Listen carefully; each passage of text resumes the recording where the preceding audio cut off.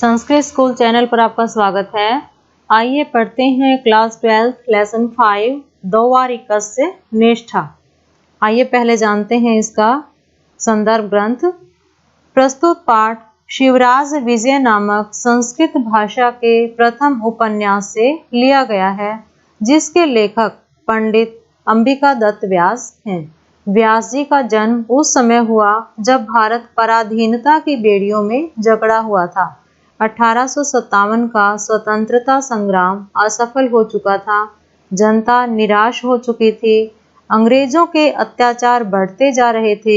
ऐसे समय में स्वतंत्रता प्राप्ति की अलख जगाने के लिए जहां राजनैतिक मंच पर नेता सक्रिय थे, वहीं तत्कालीन लेखक भी इस कार्य में पीछे नहीं रहे। बंगाली भाषा में लिखे गए उपन्यासों की लोकप्रियता से प्रेरणा प्राप्त कर अंबिका दत्त व्यास ने संस्कृत भाषा में शिवराज विजय नामक उपन्यास की रचना की। इसमें लेखक ने शिवाजी एवं औरंगजेब के संघर्ष को आधार बनाया है। प्रस्तुत संपादित पाठ में दुर्ग के द्वारपाल की ईमानदारी तथा स्वामी भक्ति की महत्ता प्रतिपादित करते हुए बड़े ही नाटकीय ढंग से उसकी परीक्षा प्रदर्शित की गई है। इस पाठ के संवाद बड़े ही रोचक हैं तथा पाठ की उत्सुकता को सतत अक्षुण्ण बनाए रखते हैं। तो आइए पढ़ते हैं पाठ। संवृते किंचिदंधकारे भुशुंडीं स्कंधे निधाय निपुणम निरीक्षमाणः। संवृते होता है हो जाने पर, किंचित अंधकारे कुछ अंधकार हो जाने पर, भुशुंडीं बंदूक, स्कंधे होता है कंधे पर, निधाय रख कर, निपुणम अच्छी प्रकार से, निरीक्षमाणः देखकर, निरीक्षमाणः देखकर, आगत प्रत्यागतम आते जाते को, च विदधाने और अच्छी प्रकार, विदधाने जानते समझते हुए, प्रताप दुर्ग द्वारिक है, प्रताप दुर्ग के द्वारिक है द्वारपाल ने, कस्यापि कस्य प्लस अपि किसी के, पादक्षेप ध्वनिम इव अश्रौषित, पादक्षेप ध्वनिम इव अश्रौषित का अर्थ है पैर रखने की सी आवाज सुनाई दी, यानी किसी के पैरों की आहट सुनाई दी। संवृते किंचित अंधकारे कुछ अंधकार होने पर, कंधे पर बंदूक रखकर अच्छी प्रकार देखते हुए, आते जाते हुए को जानते समझते हुए, प्रताप दुर्ग के द्वारपाल ने किसी के पैरों की आहट सुनी।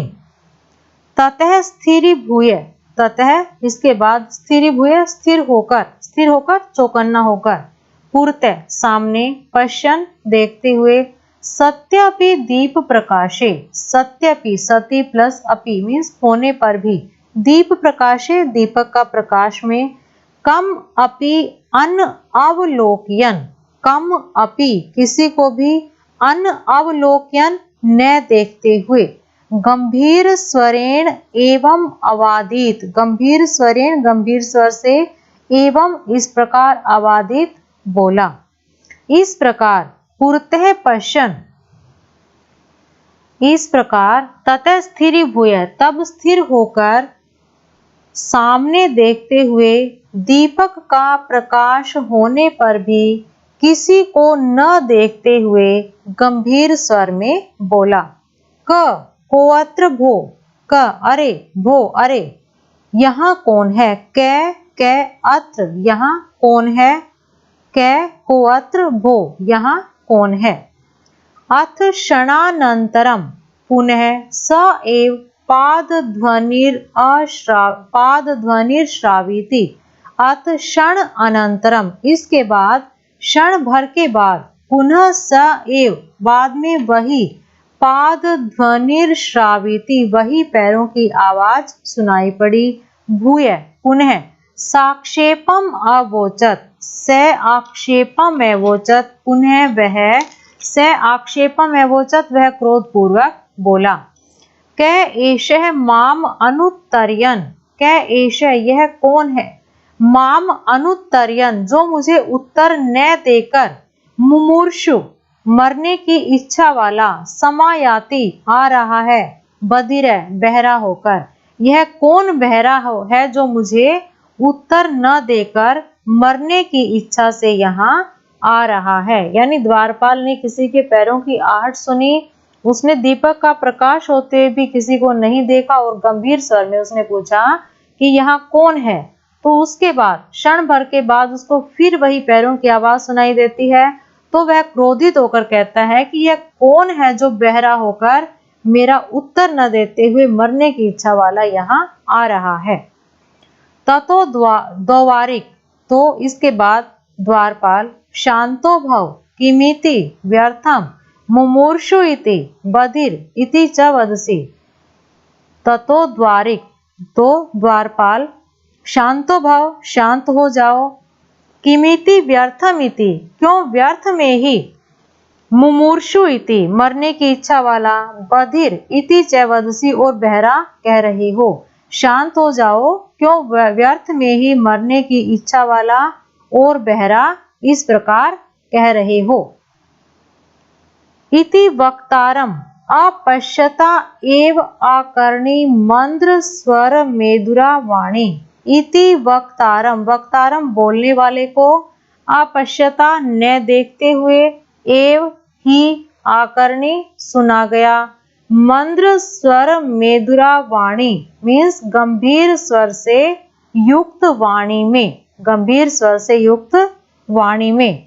इस प्रकार बोलने वाले को बिना देखे ही गंभीर स्वर से युक्त वाणी को द्वारपाल ने सुना। इस प्रकार बोलने वाले को बिना देखे ही गंभीर स्वर से परिपूर्ण या युक्त वाणी को किसने सुना? द्वारपाल ने सुना। द्वारपाल को जब पैरों की आवाज सुनाई दी तो उसने कहा कि कौन है जो इधर बिना मरने की इच्छा वाला और बहरा होकर यहाँ आ रहा है। तो उधर से आवाज आती है कि शांत हो जाओ, क्यों मुझे बहरा और मरने की इच्छा वाला कह रहे हो। इस प्रकार बोलने वाले को, जिसने बोला है उसको देखा नहीं गया, लेकिन उसकी वाणी कैसी थी? गंभीर थी। गंभीर वाणी में उसकी गंभीर वाणी को द्वारपाल ने सुना।